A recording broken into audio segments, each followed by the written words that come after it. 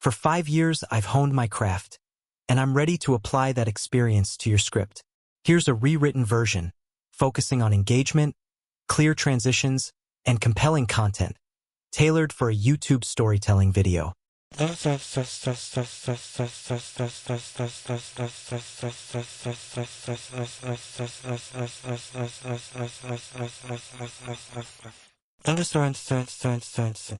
ancient feud.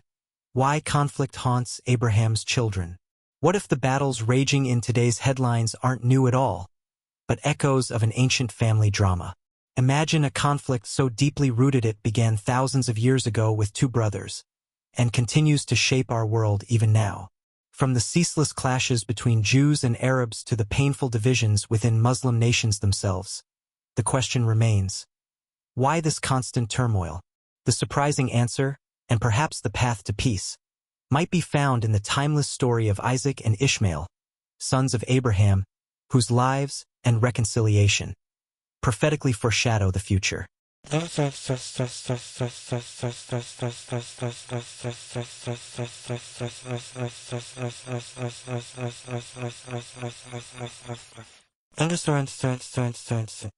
isn't just a history lesson.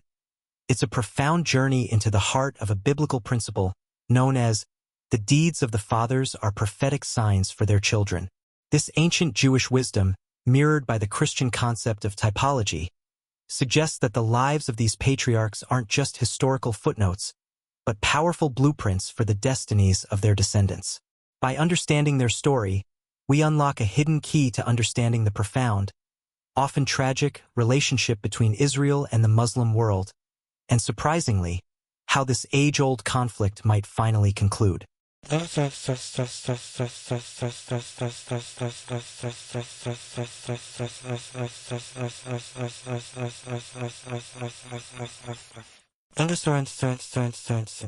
prophetic lives of Isaac and Ishmael. At the heart of this enduring narrative are two pivotal figures: Isaac, representing the people of Israel, and Ishmael, the patriarch of the Arab and Muslim peoples. Their story, laid bare in the ancient texts, reveals uncanny parallels to the conflicts we witness today. The saga begins with a divine promise to Abraham: "I will make you into a great nation, and all peoples on earth will be blessed through you." Yet, there was a critical problem. Abraham's wife Sarai was barren.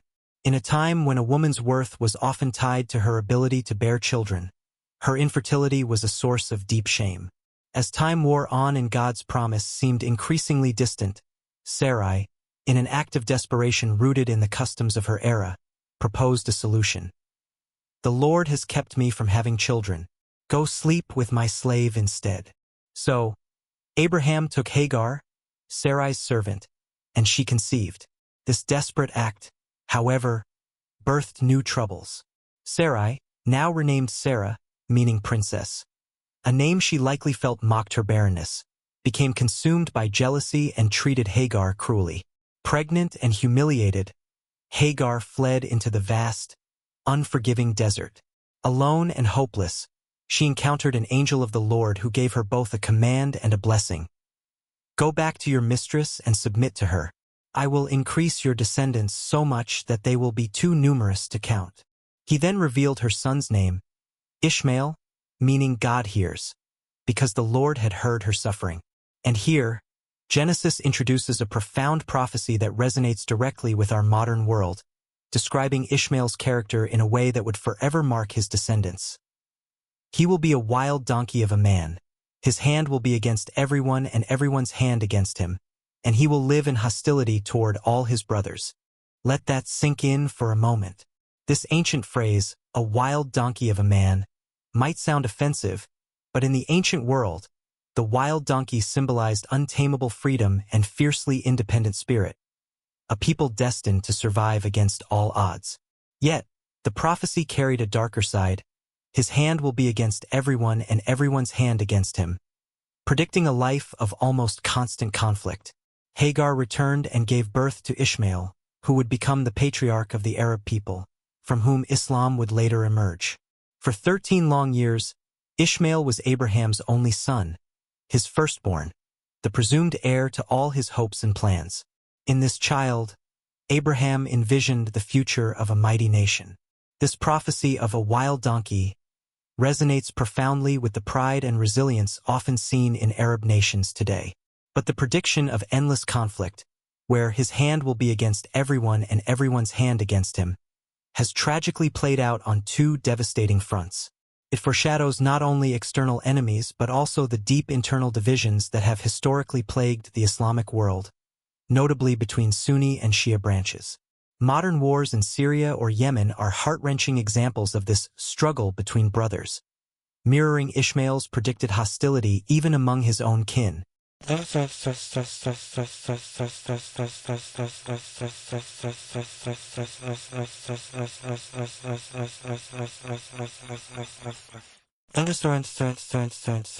catalyst of conflict, Isaac's birth. The prophecy clarified the roots of conflict with Israel even more precisely when Isaac was born. Years passed. Sarah was now 90, her hope in God's promise utterly extinguished. She had resigned herself to Ishmael carrying on Abraham's legacy. Then, 3 mysterious visitors appeared at Abraham's tent. As 99-year-old Abraham offered them hospitality, one delivered incredible news.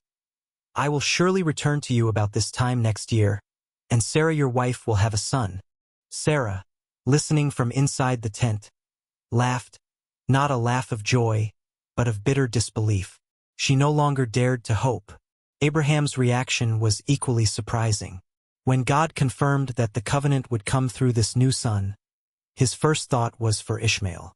Instead of celebrating, he pleaded, "If only Ishmael might live under your blessing." This was the cry of a heartbroken father who loved his first son and feared the inevitable conflict. Despite Abraham's anguish, God kept his word. Sarah gave birth to a son, and Abraham named him Isaac, meaning he will laugh, a name forever etched with the laughter of disbelief from his elderly parents. For a time there was joy, but beneath the surface, tension simmered. The conflict erupted during Isaac's weaning celebration. Sarah saw Ishmael mocking his little brother. The Hebrew word for mocking shares the same root as Isaac's name, suggesting more than mere play. Ishmael was challenging Isaac's place as heir, asserting, "I am the firstborn, the true heir." For Sarah, this was the final straw. Her reaction was swift and absolute. "Get rid of that slave woman and her son, for that woman's son will never share in the inheritance with my son Isaac." The Bible states, this deeply troubled Abraham because of his love for his son. His heart was broken. God told him to listen to Sarah but also promised to make Ishmael into a great nation. Though it pained him beyond measure, Abraham obeyed. The next morning, he gave bread and water to Hagar and Ishmael and sent them into the desert. That farewell marked a physical separation that confirmed the beginning of a profound spiritual divide. A father had to choose between his children. Abraham's anguish in casting out Ishmael mirrors the deep historical wounds both peoples carry today. For many Muslim countries and Palestinians, Israel's creation in 1948 and the subsequent displacement of their people was a catastrophe, which they refer to as Nakba. This event is seen as the modern version of Hagar and Ishmael's expulsion into the wilderness. God himself had promised Abraham to bless Ishmael, yet suddenly, a new child is born and Ishmael's future, as he knew it, vanishes. Isaac's birth didn't mean sharing the inheritance. It meant losing everything. This wasn't about simple jealousy for Ishmael. Isaac's existence threatened the erasure of his own identity. We see this parallel today. For many, Israel's existence is interpreted as an erasure of Muslim identity in surrounding lands. Sarah's demand, "That son cannot inherit alongside mine," echoes in the most radical speeches of today, like calls for Israel's destruction. Consider a text cited in Iran's statutes, a saying attributed to the Prophet Muhammad, known as a hadith. It claims, "The final hour will not come unless the Muslims will fight against the Jews, and the Muslims would kill them until the Jews would hide themselves behind a stone or a tree, and a stone or a tree would say, 'Muslim, there is a Jew behind me, come and kill him.'" This hadith, referenced in the charter of the Palestinian political authority known as Hamas, continues in an even more chilling way. "All rocks and trees will betray the Jews with the exception of the boxthorn tree." Tradition associates the boxthorn with the Jewish tree. A few years ago, an imam in Palestine cited this same hadith, claiming that Jews know about this prophecy and are planting thousands of boxthorn trees in their settlements to have places to hide when the time comes. Despite the painful separation between Isaac, representing Israel, and Ishmael, representing the Arab peoples, God had a plan for both. But the plans were fundamentally different.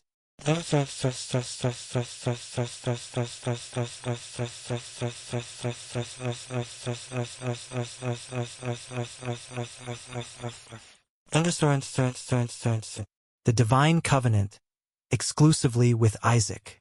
To understand why Ishmael's blessing differed from Isaac's, we must grasp the most important aspect of this story, the covenant with God. And crucially, only Isaac received the covenant. A covenant is more profound than just a promise. It's a binding commitment, a sacred and special relationship between God and a chosen people. Through this covenant, God promised Abraham a unique relationship and, through him, blessings that would flow to all his descendants. But why Isaac and not Ishmael, the firstborn? The answer lies in a divine choice that transcends human understanding. God was explicit. Yes, but your wife Sarah will bear you a son, and you will call him Isaac. I will establish my covenant with him as an everlasting covenant for his descendants after him. Later, he reaffirms it. Because it is through Isaac that your offspring will be reckoned. This decision establishes a central idea in the Bible. Divine election is not based on human merit or birth order. Ishmael was born from Sarah and Abraham's human plan and effort. Isaac, however, was born from a miracle, from God's direct intervention in two elderly and barren bodies. The spiritual covenant is tied to the miracle, not the human plan. Ishmael received a blessing of worldly greatness. Isaac received the covenant to be part of God's sacred history. The concept of being the covenant people, the chosen people, has been the core of Jewish identity throughout history. It has been a source of immense pride, the very wellspring of their survival, and simultaneously, a cause of conflict with a world that often rejects this idea. Yet, God made it clear that although Ishmael wasn't the son of the covenant, he was certainly not beyond his care. Before the expulsion, when Abraham pleaded for his firstborn son, God responded directly with a promise of greatness. As for Ishmael, I have heard you. Behold, I will bless him and make him fruitful and multiply him exceedingly. This promise was dramatically fulfilled in the desert after Hagar and Ishmael were cast out from Abraham's camp. When Hagar and young Ishmael were about to die of thirst, an angel of God intervened, showing them a well of water to save their lives and repeating the blessing. Do not be afraid, for God has heard the voice of the boy. I will make him into a great nation. Ishmael's blessing was one of earthly greatness. While Isaac was promised a spiritual covenant, Ishmael was promised power, countless descendants, and vast territory. He became father to 12 princes, paralleling Jacob's 12 sons who would form the 12 tribes of Israel. Many see the fulfillment of this promise in the rise and expansion of the Arab peoples throughout centuries, developing great empires, rich cultures, and enormous global influence.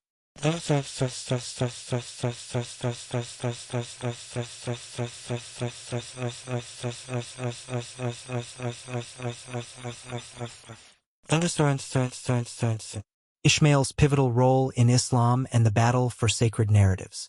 Surprisingly, the Quran and Torah present different versions of Abraham's life. The struggle between Abraham's sons continued after their separation in the sacred texts, evolving into a battle over who held God's true story. Islam firmly states that previous sacred texts, like the Jewish Torah, were altered by people over time. This is why the Quran presents itself as God's final and correct message.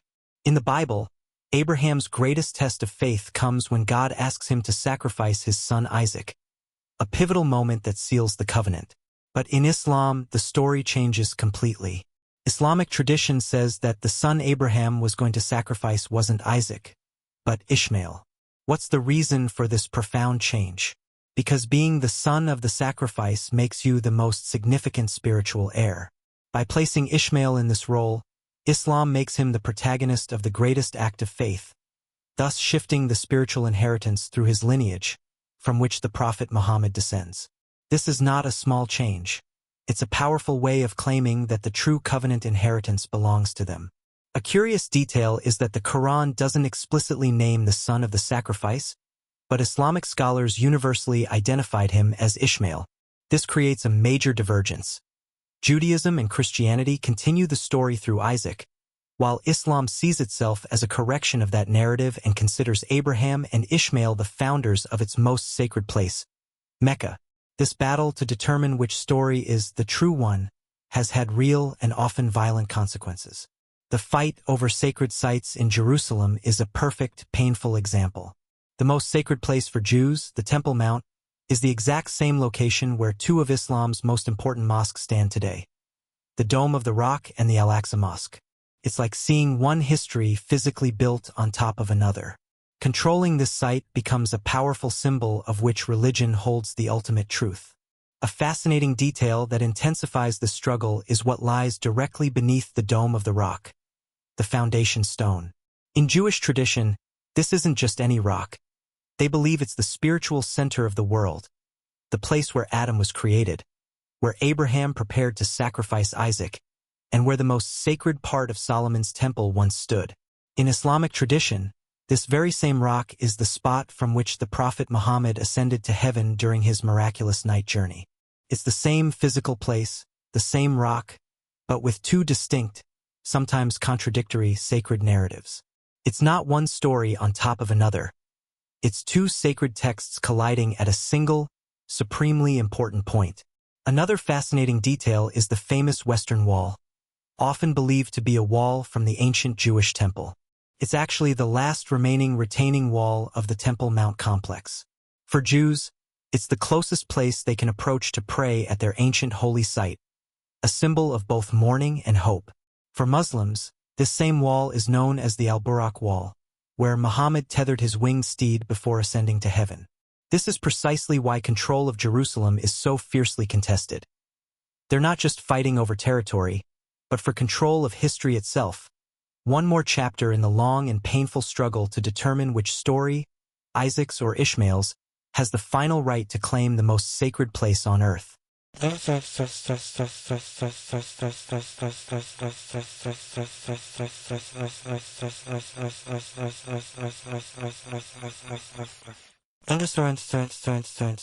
A glimmer of hope, reconciliation, and future peace. But the prophetic interpretation of this conflict's end isn't bitter. On the contrary, though it may seem impossible, reconciliation is possible. After decades of separation and silence, the Bible reveals a surprising scene that offers immense hope. When Abraham dies, the text says something crucial. And his sons Isaac and Ishmael buried him. After decades apart, without speaking, Isaac and Ishmael reunite to bury their father. In that moment, they are simply two sons in mourning. A key detail, according to Jewish tradition, is the order of the names. Isaac and Ishmael. That Ishmael, the elder, allowed Isaac, the heir, to be named first, is seen as a great gesture of acceptance and reconciliation. This act is viewed as a sign for the children, a prophecy that peace is indeed possible. Jewish tradition interprets this as a sign that, in the future, Ishmael's descendants may reconcile with those of Isaac. The burial demonstrates that despite everything, God did not abandon Ishmael, and both remained Abraham's sons. This hope is based on God blessing both brothers. Though the spiritual covenant was with Isaac, the promise to make Ishmael a great nation was never withdrawn. In current times, although we remain far from resolving the full conflict, some events have been interpreted as the beginning of mutual understanding between Jews and Muslims, a direct echo of that burial where Isaac and Ishmael stood united. Amid news of wars and tensions, something that seemed unthinkable occurred. In recent years, several Arab nations, including the United Arab Emirates and Bahrain, decided to do something different. They signed peace agreements and normalized relations with Israel. The most curious and revealing aspect is the name they chose for these treaties: the Abraham Accords. For the first time in decades, modern diplomacy didn't focus solely on conflict but deliberately invoked the common father of Jews and Muslims. It was a public acknowledgement that despite theological and political differences, their origin is the same.